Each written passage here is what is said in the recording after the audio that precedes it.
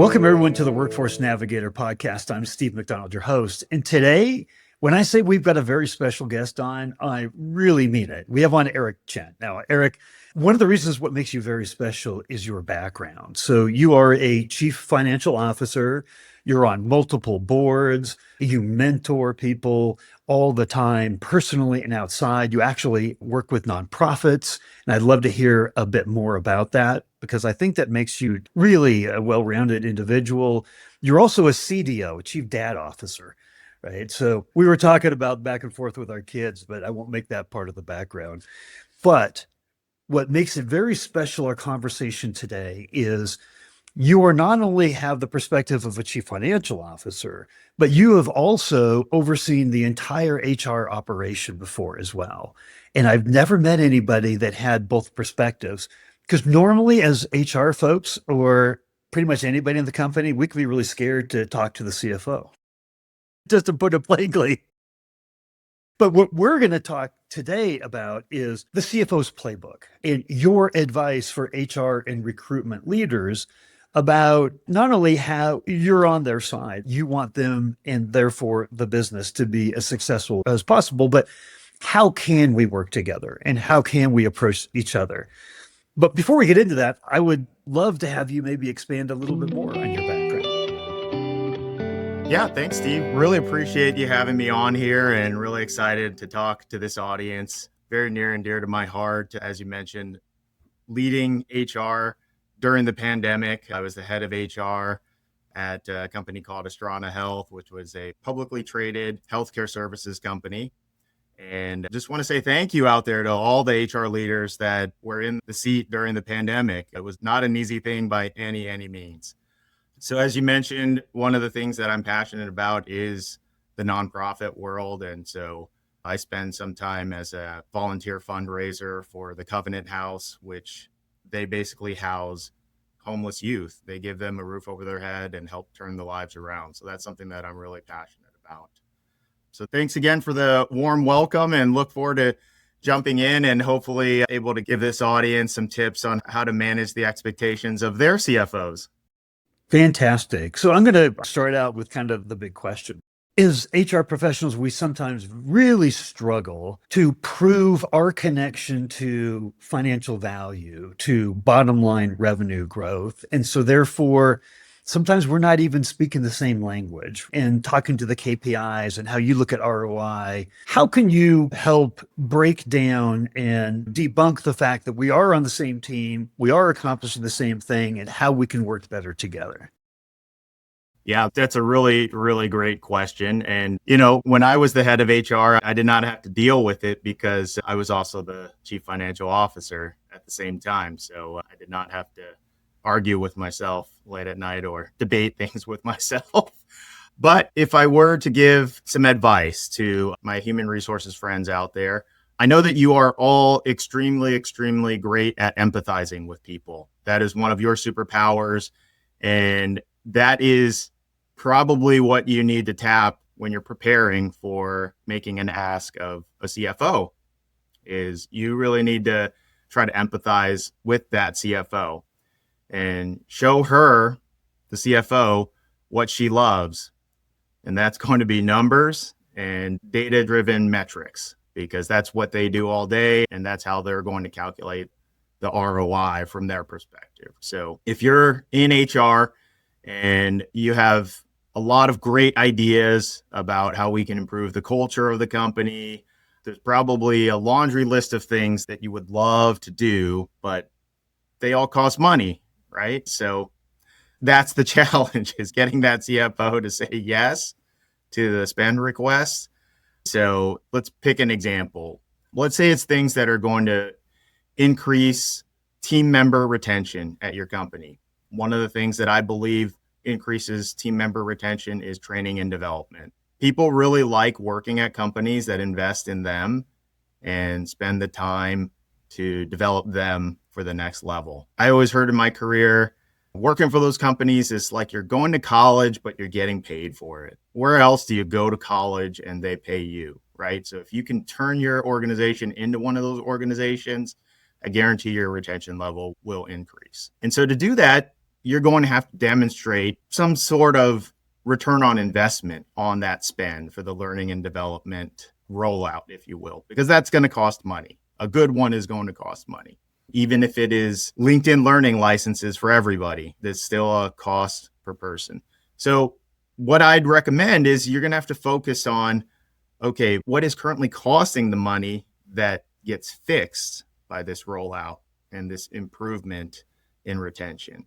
So you're going to go to your turnover rate. What is your current turnover rate? And then attempt to quantify that every time we lose somebody, we are then going to pay either an external recruiter a bounty to get a new person, or our internal team is going to spend X number of hours to fill that seat on average. So these are things that you can quantify. You're going to have to use estimates sometimes, especially for the internal cost of an internal recruiter. But let's just say that the average role to fill takes your internal recruiter, I don't know, 30 hours in total from start to finish. So you can easily take that estimate, multiply it by their salary rate, their hourly rate, and then you get a number for like how much it costs the company. So those are the easy ones, the direct costs. But then you can also add in some estimates for what I call indirect cost, or maybe they're somewhat intangible in nature. Like we don't see them. There's no bill that comes for it. There's no invoice that comes. But what I'm getting at here is hopefully your CFO knows this, but you can remind them that anytime a role turns over, there's a decline in productivity. That means that someone new will eventually come in. They need to ramp up. They need to learn. No matter how perfect fit they are, they need to learn our way. So you have to come up with some estimate for how much that is costing the company. Those are probably the two biggest things that I'd point to. There's a lot of other things that when you really start thinking about from this perspective of what do we get a bill for directly and what is indirect, where it's like there's no bill for it, but someone's spending time on it. Just think about all those things and try to quantify them out in a list. And then before long, you're essentially building your case for your learning and development rollout, because you're turning something that maybe in a vacuum was a request for a spend in the finance world, a spend. Maybe now you're turning it to, now it's a net savings, because we want to have outgoing spend on learning and development, but we're going to have this offsetting savings to the company that exceeds that. And that's going to be a net savings to the company. So that makes it really easy for the CFO to say, okay, I trust your judgment. I looked at the numbers. They all seem reasonable. And I'm on board with the concept of net savings. Thank you. Thank you, Mr. or Miss Head of HR. I really appreciate it when a department can come to me with a net savings proposition. That makes my job easier as the CFO. Oh boy, I got to tell you, I just want to like underline, exclamation, exclamation. Like we don't think in terms of like net savings. It's not the way anybody else in the company really thinks. And we try to rely on this is going to be good for employees. Training employees is good, right? That's not a bad thing. It's a good thing. We should do this. And we don't connect the dots. But boy, especially in the world of AI, if we need help putting that equation together to get to a net savings, there's almost always been studies that some big consulting firm like a McKinsey or somebody has done where it says, hey, for every percentage of employee retainment that you can increase, it has X effect on the business. And so go looking for some of these things, prove it out. We learn from going through that exercise too, and building the case. That is a very, very great point. Is with AI, a lot of data is at your fingertips. You can cite credible sources. So if you're using something like Perplexity, it only goes to credible resources. And those are things that CFOs enjoy. I'll be honest, we tend to be very fact-based and evidence-based. And so when you can cite a resource, that's going to carry more weight than this is what I feel. So bringing in data from the outside helps as well. I was also going to point out that peer pressure can help. a lot of times if you can build the case with your CFO that, hey, all of the other companies in our industry or our subset industry, they have a learning and development program. We're the only one that doesn't. And if you can show, like, here's their website, here's where they talk about it, here's the guys down the street, here's where they talk about it on their recruiting page. I've done a survey and we're the only ones that don't have this. That type of data really will hit home with your CFO and also your board members too. If it makes its way to the board, I'll tell you, as a board member, they'll say, wait, what? How are we like the only ones not doing this? Kind of tying back to your Perplexity or ChatGPT or something, it's really great too, by saying, here's the concept, here's what I'm trying to sell in. My audience is a chief financial officer. Make recommendations of how I can build the case. Because it's just like with every company, we have to learn the language, the needs, the challenges of our external customers, our prospects, in order to solve their challenges. You are really an internal customer of every department because we're constantly, to the entire executive team, not just the CFO, all departments, we are constantly pitching. We're selling internally what we're trying to do and how to get it funded. And you're looking at it all and saying, okay, I can't do everything. So we have to be internal salespeople. We got to advocate for ourselves. And there's just so many ways to do that. But I guarantee you, because I did it with my son who has ADHD, and I put in a message and I said, now, can you help me craft this for somebody that has ADHD? And all of a sudden, oh my gosh, the changes were tremendous. So your point that there's just a lot of resources to do it. We just have to think about it. How do we build the case for net savings or net revenue increase? We're either going to build revenue or we're going to save money to build profitability.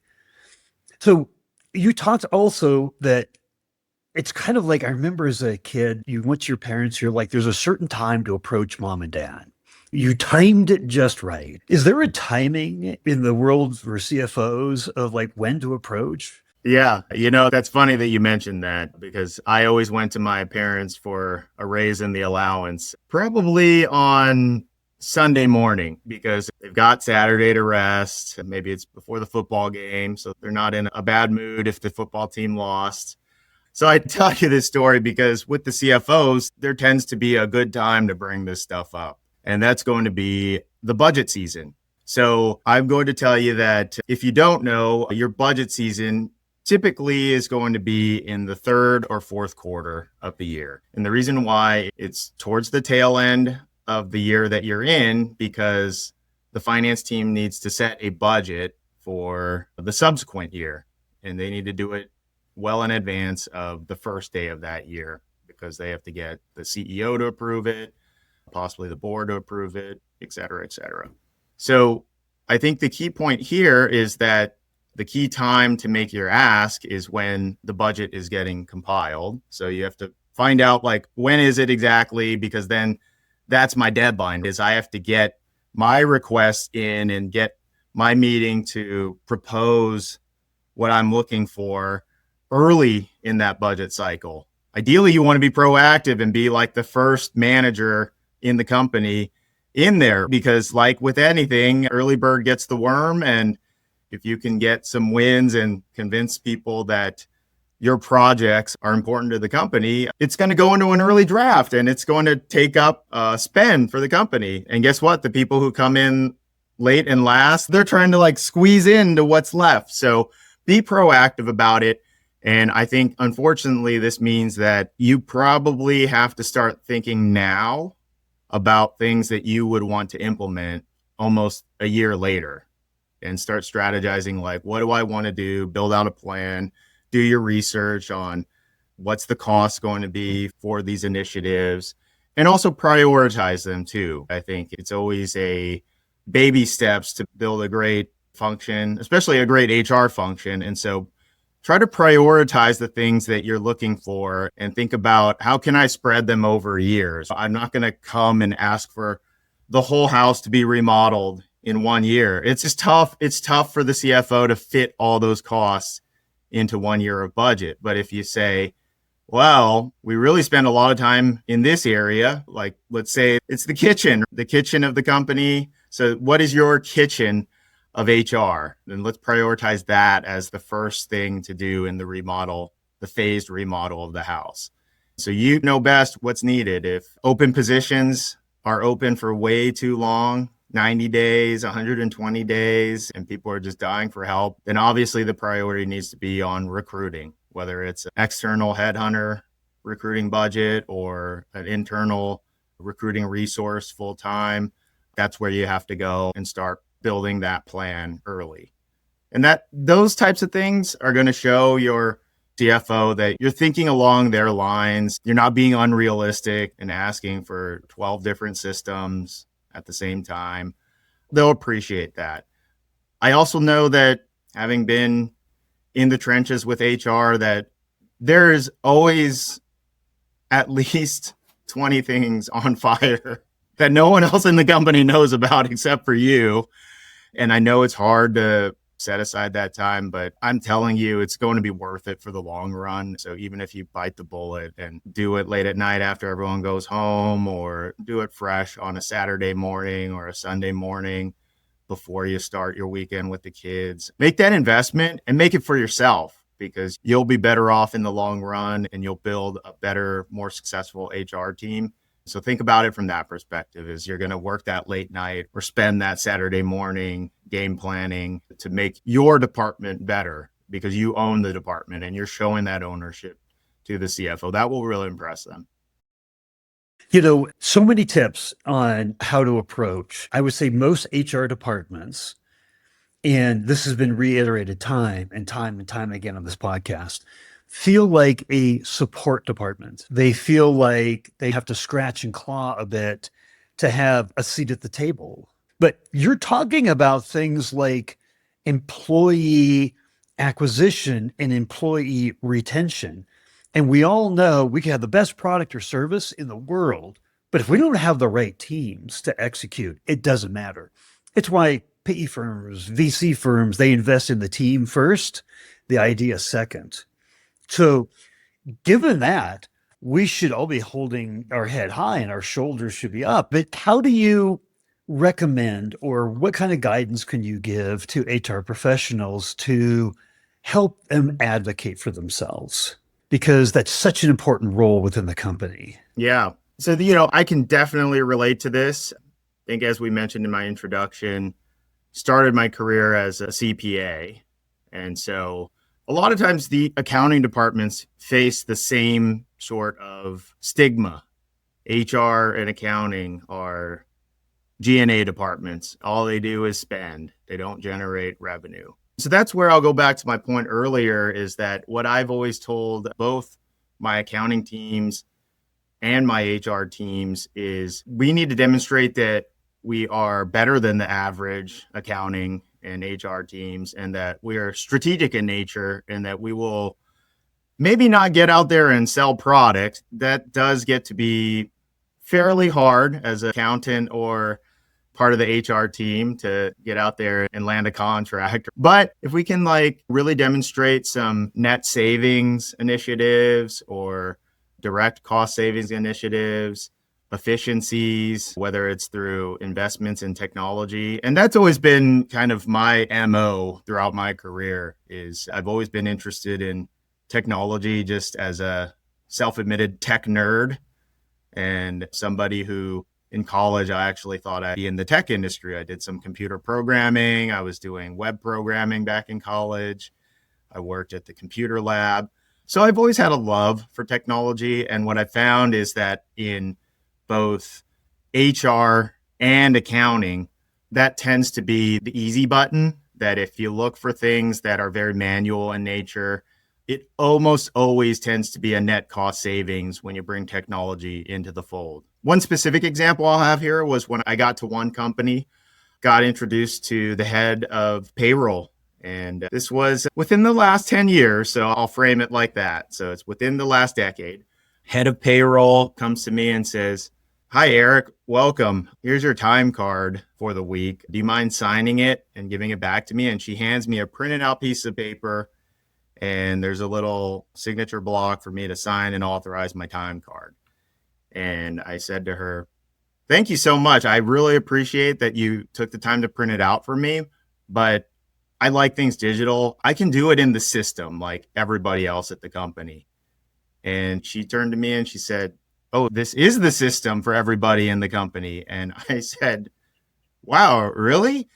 So let's talk about that a little bit deeper, because this is something I had never really seen before, since I was in high school, punching in and out with a time card in the little machine. And she says, yeah, I print all these things out, one for each employee, the hourly employees, and then inter-office packages every 2 weeks go to the department heads, and then the department heads hand these papers to the team members, and then the team members sign it, and then they all come back to me. And then when it's payroll week, I stay all weekend long, like the entire weekend, to just get all these time cards in and done so that everyone gets paid. And I looked at her and I said, you poor soul. We are going to fix this. And so one of my top priorities when I first started was upgrade the payroll and timekeeping system. I was like, we absolutely have to get people approving their timesheets online. No more of this paper stuff. So if you have anything like that going on, I guarantee you look into what is the latest and greatest AI powered tool out there, do your research, and that's going to be a slam dunk proposition once you spend some time on it with the CFO. I guarantee you there will be cost savings galore on it. I want to ask the cost saving sides, the efficiency sides. It's like with AI, right? The first things we think about is how can we be more efficient? The whole second side of AI is what can it empower us to do proactively? We all have that list of proactive things. So if we can be more efficient, we can do more of this. So I was interviewing head of HR, PhD, incredibly brilliant. And she said, here's how I think of HR. She said, we live in a city where our team just won the Super Bowl last year. And if they don't perform as well the next year, here's what my husband's going to say. Yeah, well, we lost so-and-so and so-and-so and so-and-so, but draft day's coming up and we've got this. It was all about the team members. That was about the success. And the analogy was that it's the team here at our businesses that are going to drive success. So acquiring the right team, draft day, and retaining the top talent. You're not going to continue to win Super Bowls if you're not retaining your talent and if you're not drafting in the right people. So HR has such an important job of the ongoing draft day and the retention strategy. So things like company culture, sitting down with the managers of the different departments and truly understanding who it is that they need and what are the uniqueness of that. Our ability to be proactive to build the right Super Bowl team for our business, you can't underscore that. How would you place an importance on that as the CFO? Scale of 1 to 10. I'm going to have you put it into an absolute number. Like, how important is that? I mean, I'm not going to speak for all CFOs, but I'm a big sports fan. So those type of things resonate with me all the time, is that you're not going to win the championship unless you have a strong team and you can keep them together, because they need that continuity to build towards that championship level. So I subscribe to it 100%. I think it's a 10 in my book. I could not do the things that I do without my team. And there's just not enough hours in the day or the week for me to do it. Even if I do add on Saturday and Sunday, you just run out. So I think one thing about with regards to the team building is, I think my recommendation to HR leaders, and how do you convey this to the rest of the executive team, including the CFO and the CEO, is one thing that we would use are anonymous surveys. So anonymous surveys are wonderful because you actually get the candid feedback from people. You can limit it to the leadership at the company, maybe managers and above. Do anonymous surveys, open-ended questions of what is needed, what do you expect HR to do for you? And you're going to have some tough skin, because once it's anonymous, there's going to be some very I'd say, candid feedback that's going to come back. But the plus side of this is, again, it's data that you can take to the CEO, to the CFO, and say, we surveyed all of the managers, and 90% of the managers came back and said, gosh, like HR just needs to do a better job at hiring people faster. So it's not just me, head of HR, that thinks like I need more recruiting people. I've now surveyed your company, all your revenue generators, literally everybody, and they are all coming back saying that we need more horsepower in the recruiting function. That's a way to go with the team mentality and just get the voice of the team in a candid manner, fact-based, data-driven, and it helps build a case. It's not just me, Eric, head of HR, looking to have a collection of recruiters at the ready. The company is asking for it, guys. That's what we're messaging here. I love how you called yourself Eric HR. I'd love to ask you one last question, which is CFO Eric. What's the single most important thing that CFO Eric wants to tell HR Eric? Ooh, that's a tough one. I very rarely imagine a split personality in myself. I will answer your question. So I think one thing as a CFO that I'm telling all of my departments, not just HR, but across the board, is let's not be resistant to change. Let's keep improving day by day. And if it's small improvements every single day, those all add up over time and they compound. And to me, at least, it's really fun. I think like if you made me do the same thing every day for 20 years, I'd be bored to tears. So I really just encourage my HR teams and all of my operations teams to be thoughtful about what can we do to just get better every single day, little by little. And again, I hate to use the sports analogy, but it's like practice, right? How do we work on a different skill every day at practice? Because whatever your sport is, whoever your hero is, if it's Kobe Bryant or Joe Montana or Michael Phelps, Simone Biles, Caitlin Clark, they all did not know how to dribble or do a triple axel turn at some point. They had to build up to it. And same thing applies for us as leaders of departments, is baby steps. And you just have to have a continuous improvement mindset. That's the most important thing. Well, Eric, here's one thing I know for sure. People are going to have questions. Is it appropriate that I give out a link to your LinkedIn profile so people could reach out to you? Oh, for sure. I am very, very much public on LinkedIn. I would say up until a year ago, I actually had a goal for myself that I used to try to respond to every single LinkedIn message, even if it was, I'm not interested at this time. I just appreciated that someone out there in the world took the time to send me a message and put some thought into it. And so the least I could do is thank them and let them know what my situation was at that point in time. It's gotten a little harder, I'll be honest, lately, but in the back of my mind, I still do want to try to answer all those questions at some point, sometime. The backlog has grown a lot, but I'm happy to get in a conversation with people. And if you need help, please reach out and I'll do my best, or connect you with someone within my network that I think will do a better job than me on the topic. Well, I just want to say thank you, because the mission of this podcast is to take all kinds of different perspectives, not only executives within HR and talent acquisition, but across the C-suite. And how do we bring all those insights, those perspectives, those years of experience together so that we all can help each other? And that's what's going to create long-term sustainable growth in our businesses. And if we do that, that's like the rising tide that lifts all boats. And I think you were just such an incredible part of that rising tide today. I just wanted to say thank you. Oh, no problem at all. This is great. Thank you for the invite and happy to help the community. So feel free to reach out and let me know in the future if there's anything I can do for your community.